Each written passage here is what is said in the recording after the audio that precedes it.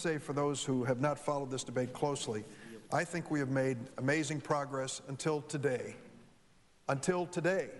Because, Mr. President, what happened before today was that we were moving on a bipartisan track, a track of cooperation, so that the Senate would really exercise its responsibility and deliberate a topic that is being debated today in Springfield, Illinois, and Little Rock, Arkansas, and that is the war. And in an effort to reach this point, we have made accommodations. Senators Biden and Levin and Hagel worked long and hard on a resolution of disapproval of the president's policy. They reported it from the Foreign Relations Committee. And yet we set that aside and said, in the interest of comity, in the interest of fairness, we will gather behind Senator John Warner, the former chairman of the Armed Services Committee, in a bipartisan fashion, and we will work together so that we bring one resolution of disapproval to the floor. Senator Warner was kind enough to make some modifications in that resolution, and we were prepared to proceed. We felt that that was fair. Throughout this process, we haven't been asserting the rights of the majority. We've tried to work in a bipartisan fashion. And so now comes the moment of truth. Will the Senate, after all the sound and fury, finally have a debate?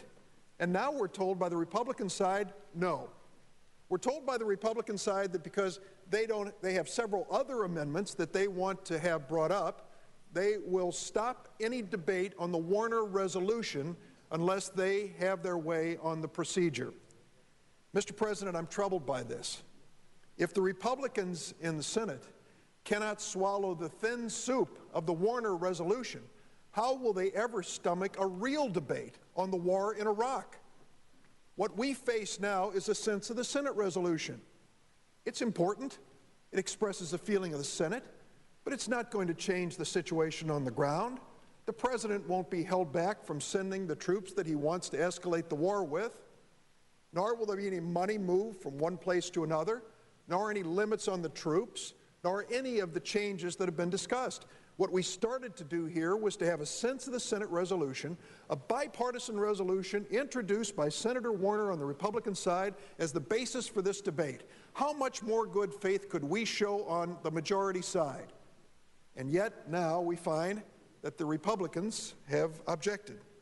We are witness to the spectacle of a White House and Republican senators unwilling to even engage in a debate on a war that claims at least one American life every day and $2.5 billion a week. Mr. President, as we debate the procedures, as we go back and forth day by day, we lose more soldiers and spend more money. I'm sorry there's no sense of urgency on both sides of the aisle to move this matter to debate quickly. If the Republicans want to stand by their president and his policy, they shouldn't run from this debate. If they believe we should send thousands of our young soldiers into the maws of this wretched civil war, they should at least have this courage to stand and defend their position. One of their own on the Republican side, speaking before the Foreign Relations Committee, said that he felt that it was a matter of responsibility. He said we're senators, not shoe salesmen. I don't want to reflect poorly on entrepreneurs in America by referring to shoe salesmen in a derogatory way, but I would join in his remarks. If we can't come together today and begin the debate on the single issue that is paramount in the minds of people across America, why are we here? What are we waiting for? We have certainly tantalized them with the prospects of a debate, and now to have the Republicans pull the rug out from under us at the last minute and say, no debate this week, well, they understand as we do. The continuing resolution is imminent. We have no time to wait. We have to move to it, and if they can just slow us down and stall us for a few more days, then the White House gets its way. No deliberation, no debate, no vote. And the final thing I'll say is this. Some on the other side have argued that this is a vote of no confidence in the president and the troops. They couldn't be further from the truth. I can't believe that Senator Warner, a man who has served his country so well in so many capacities, would be party to a resolution which would express no confidence in the troops of this nation. I wouldn't be. He wouldn't either. This resolution expresses our confidence and our faithfulness in those men and women in uniform. Nor is it a vote of no confidence on this president. Of course it's his policy.